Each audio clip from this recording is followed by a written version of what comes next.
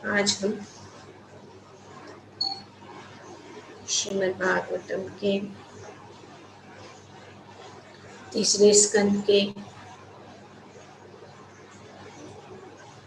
चौथे अध्याय के 18वें श्लोक को पढ़ रहे हैं।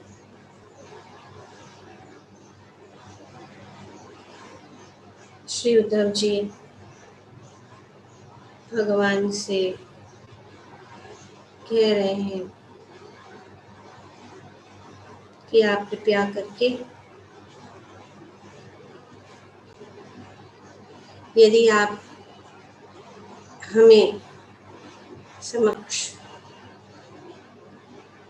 सकने के लिए जो भी है, अगर जो भी बताया जा रहा है अगर हम समझ सकते हैं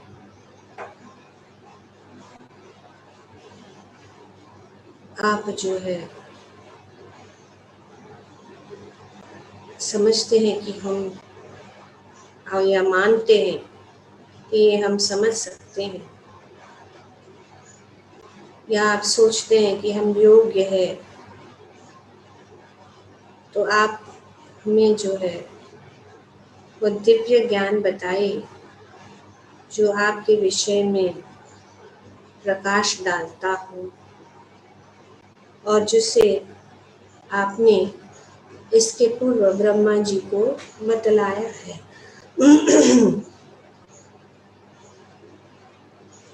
तो उद्धव जी भगवान से इस प्रकार से कहते हैं कि अगर आप सोचते हैं कि हम योग्य है इसको समझने के लिए, तो आप कृपया करके जो है दिव्य ज्ञान को बतलाएं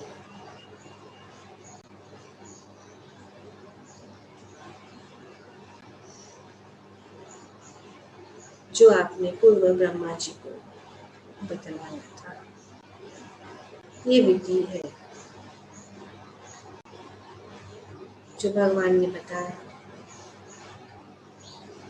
भगवद गीता में, किस प्रकार से हमें गुरु के पास जाना। अब यहाँ पे उद्धव जो है भगवान को अपने गुरु स्वीकार कर रहे हैं, उनके शरणागत हो। इसे तो हम जानते हैं कि उद्धव जी तो बड़े विद्वान ज्ञानी बृहस्पति के शिष्य, सब कुछ जानते हैं, लेकिन भगवान के सामने वे कैसे प्रस्तुत हो रहे? नम्रता से। तद्विधि प्रणिपातेन परिप्रश्नेन सेवा उपदीक्ष्यन्ते ज्ञानिनः तत्त्वदर्शी। भगवद गीता में भगवान बताते किस प्रकार से हमें गुरु शरणागत होना, उनको प्रसन्न करना, उनकी सेवा करके, और जब वे प्रसन्न हो जाते हैं तो फिर नम्रता से प्रश्न पूछना जो जरूरी है। प्रश्न ऐसे होने चाहिए जो हमारे आध्यात्मिक जीवन में हम प्रगति ला सकें, चैलेंज करने के। गुरु से ऐसा प्रश्न कि जानना चाहते हैं, अरे इतना कितना जानते हैं, ऐसा नहीं। गुरु के सामने जो है नम्रता से, कितने भी ज्ञानी क्यों हो,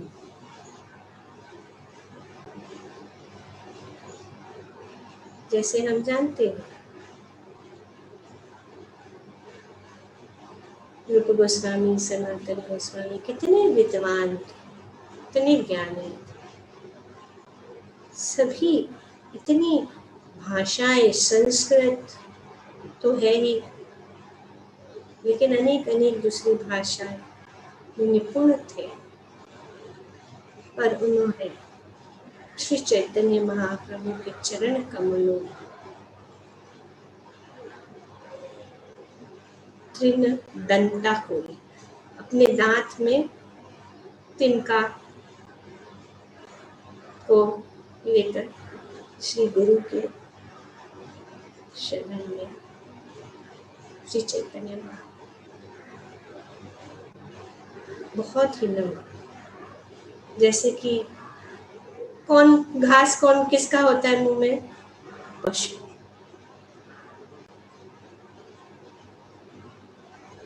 तो इस प्रकार से ये नम्रता। भक्ति सिद्धांत सरस्वती गोस्वामी सबसे बड़े विद्वान, उन्होंने किसको स्वीकार किया? गौर किशोर दास बाबा जी को अपने गुरु। गौर किशोर दास बाबा जी किसी को भी शिष्य नहीं बना, एक ही शिष्य, भक्ति सिद्धांत सरस्वती गोस्वामी। और गौर किशोर दास बाबा जी को कैसे थे? अंगूठा छाप। और भक्ति सिद्धांत इतने बड़े विद्वान, बता अपने गुरु के सामने। तो ये रीति है, इसको अपनाना बहुत जरूरी है। किस प्रकार से अपनी मना कितना भी हम ज्ञानी क्यों ना हो, अपनी नम्रता से अप्रोच करो, सभी के हित के लिए, अपने हित के लिए।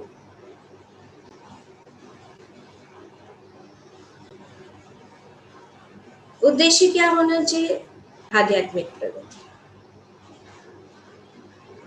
जिस प्रकार से यहाँ पे तात्पर्य में श्री प्रभुपाद जी बताते हैं कि उद्धव जैसे शुद्ध भक्त को भौतिक क्लेश नहीं होते, क्योंकि वे भगवान की दिव्य प्रेम भक्ति में निरंतर लगा रहता है। भक्त जो है हमेशा भगवान की प्रेम भक्ति में लगा रहता है, उनको भौतिक क्लेश नहीं सता। क्लेश आता भी है तो भी जो है उससे वे विचलित नहीं होते। वे भगवान की भक्ति में, वे हमेशा भगवान की भक्ति में निरंतर रहते हैं।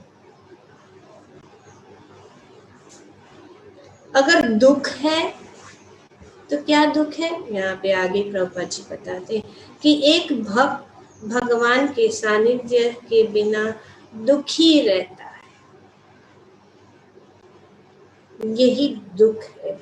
भक्त के जीवन में अगर कोई दुख है तो ये सबसे बड़ा दुख वही है कि भगवान के सानिध्य से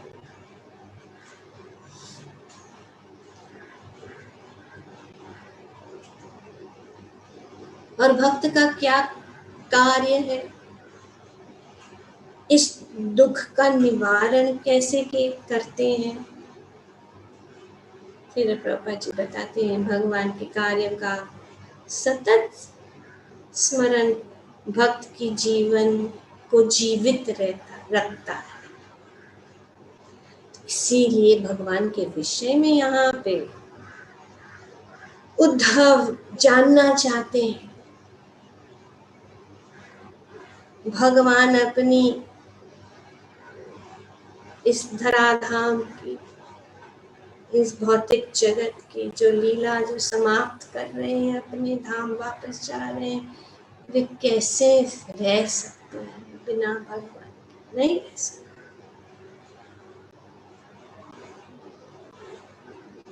भगवान ने उनके ऊपर बहुत कृपा की, असीम कृपा के कारण वे जो है उस समय वहां पे पहुंचे जहां पे भगवान का अंतिम प्लान वे वापस। भगवान ने तो जैसे हम जानते हैं, उद्धव ने विदुर जी को बताया कि भगवान ने मुझे, मैं जाना चाहता था भगवान के साथ वापस धाम, के धाम। भगवान ने उनको मना किया, भगवान ने उनको कहा तुम बद्री का आश्रम जाओ, लेकिन उनको रहा नहीं गया, वापस आए भगवान के पास। हम पढ़ चुके,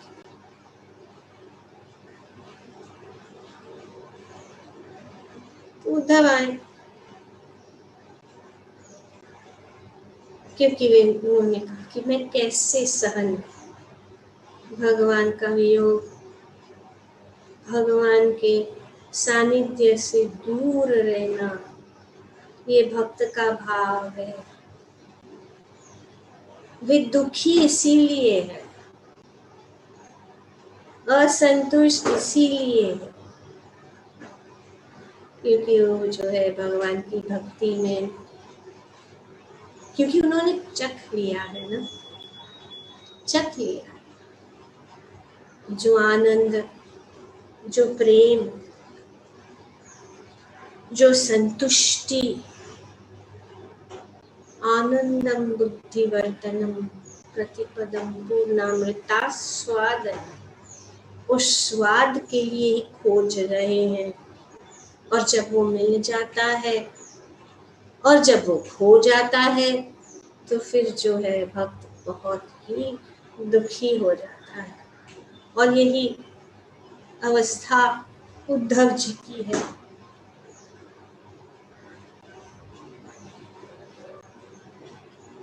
तो इसीलिए वे प्रार्थना कर रहे कि आप जो है आप हमें बताइए। श्रीमद् भागवतम, भगवान की वाणी, भगवान की कथा सुनने से, भगवान का श्रवण करने से, भगवान का स्मरण करने से हम सभी क्लेशों से मुक्त हो सकते हैं। श्रीमंतम सुकथा कृष्ण पुण्य श्रवण कीर्तन हृदयन्तस्तु भद्राणि नष्ट प्रायेषु भद्रेषु नित्यं भागवत सेवया भगवती उत्तम श्लोक।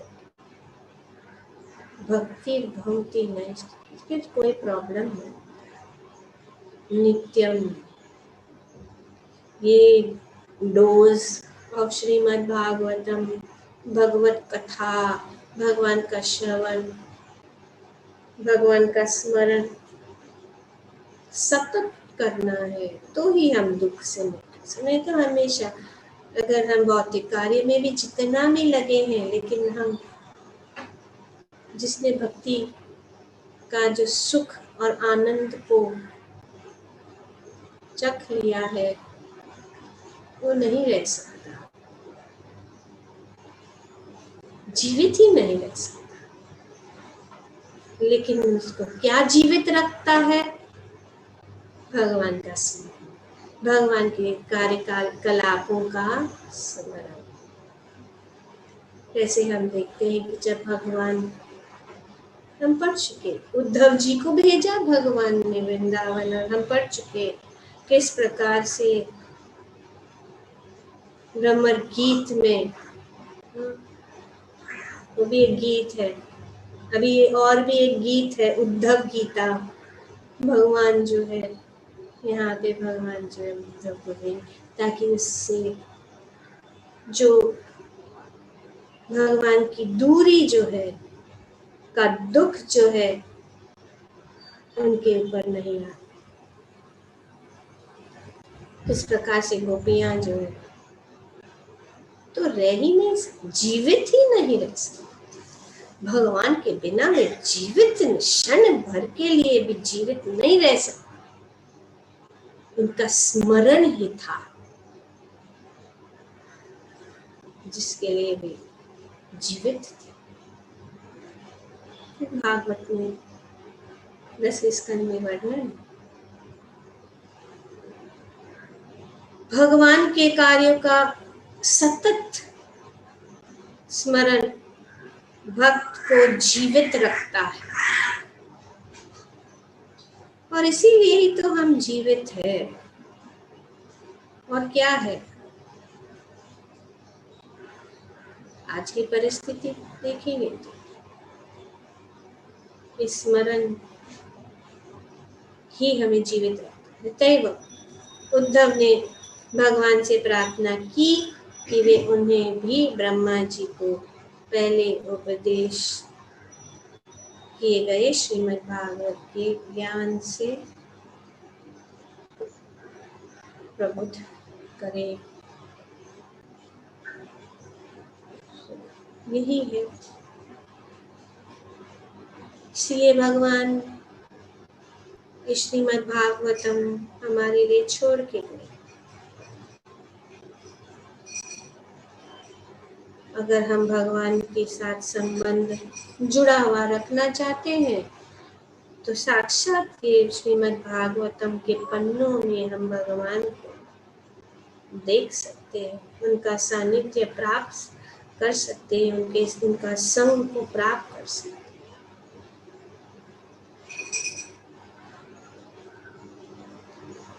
तो इसीलिए जब भगवान बैठे थे और उद्धव जो है भगवान के पास आए, उनको दुख हो रहा था भगवान के वियोग में। वे जो सह नहीं पाएंगे उनके वियोग को, और वे प्रार्थना कर रहे थे कि आप भी मुझे ले जाएं, लेकिन भगवान का प्लान कुछ और था। उद्धव के लिए भगवान चाहते थे कि उद्धव जो है भगवान का अंतिम शिक्षा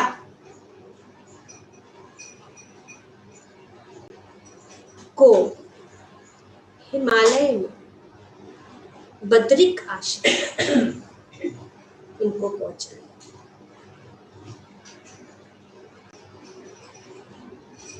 तो इसीलिए भगवान ने उस प्रकार से उद्धव गीता के रूप में,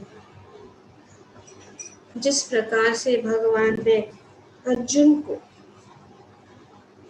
भगवत गीता का ज्ञान दिया और बहुत सारे प्रश्न उत्तर हुए, उसी प्रकार से भगवान ने जो है भगवान और उद्धव के बीच में बहुत सारे प्रश्न पूछे उद्धव ने, और भगवान ने उनको आदेश दिया।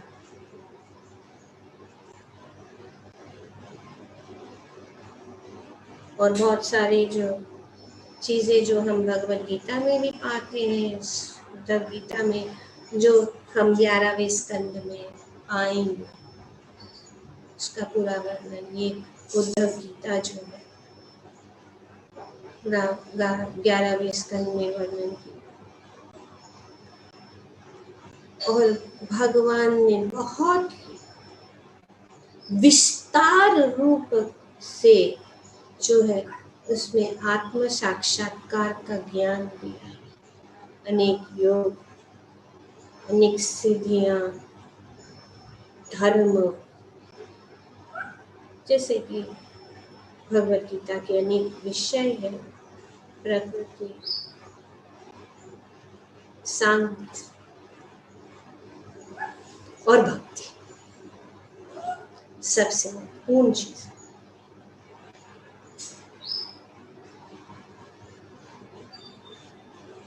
जिस प्रकार से भगवत गीता है उसी प्रकार से ये उद्धव गीता, जो भगवत गीता में जो भगवान ने पॉइंट्स के रूप में, जैसे हम देख रहे हैं कि भगवान ने बहुत सारे पॉइंट्स, हम हर दिन पढ़ते हैं भागवतम को, इसीलिए दोनों साथ साथ पढ़ना। अभी कितना सुंदर आनंद ले रहे हैं भगवत गीता का, क्योंकि भगवत गीता का जो ज्ञान है और भी मीठा हो रहा है जब हम भागवतम पढ़ रहे हैं, और भगवत गीता को और भी हम अच्छी तरह से समझ रहे हैं। इसी प्रकार से उद्धव गीता में भी भगवान ने भगवत गीता और भक्ति का विस्तार रूप से वर्णन किया।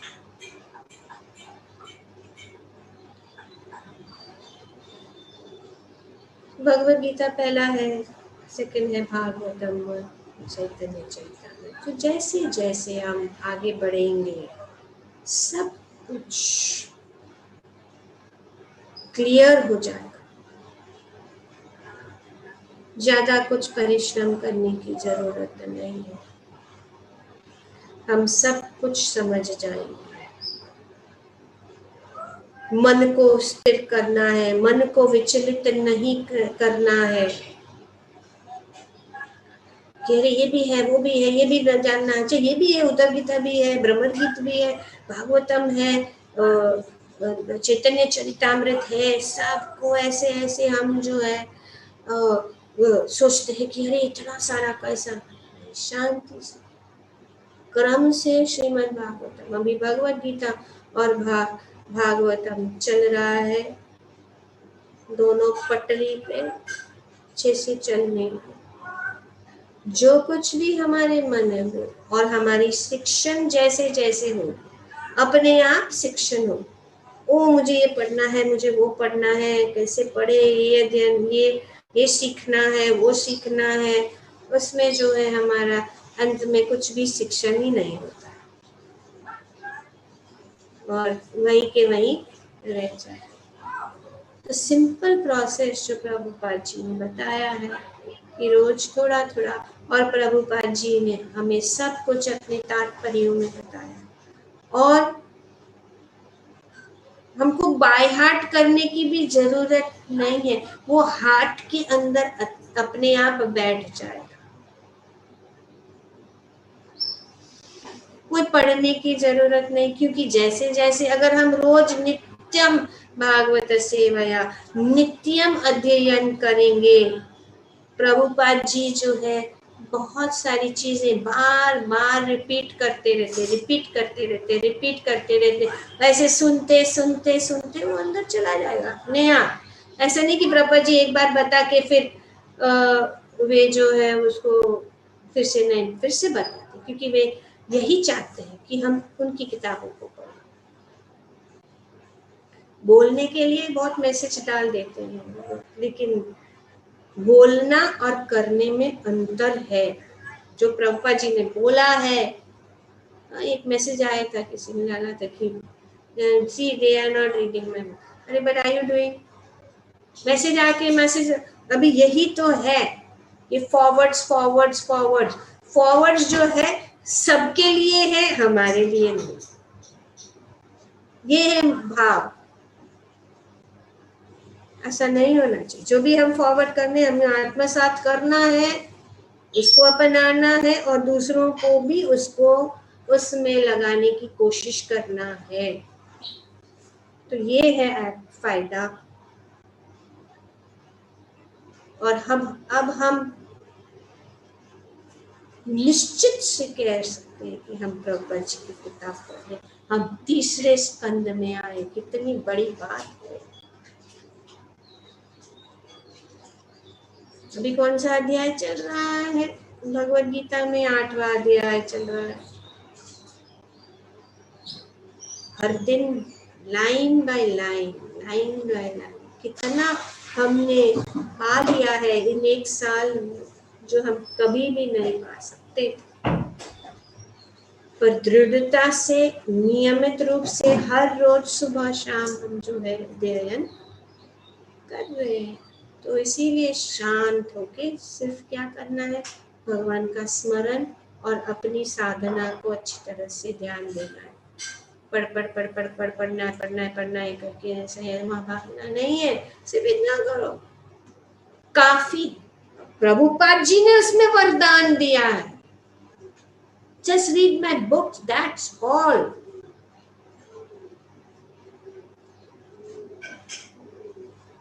तो इसीलिए बहुत अच्छा, हम सबका सौभाग्य ही मानो कि हम कर पा रहे, और श्री प्रभुपाद जी के चरणों में हमेशा हमें प्रार्थना करनी है कि हम ऐसे करते रहें और इस प्रकार से हमारा जीवन जो है हम सफल करें। ग्रंथराज श्रीमद् भागवतम की जय। ओम तत्सत। Thank you very much.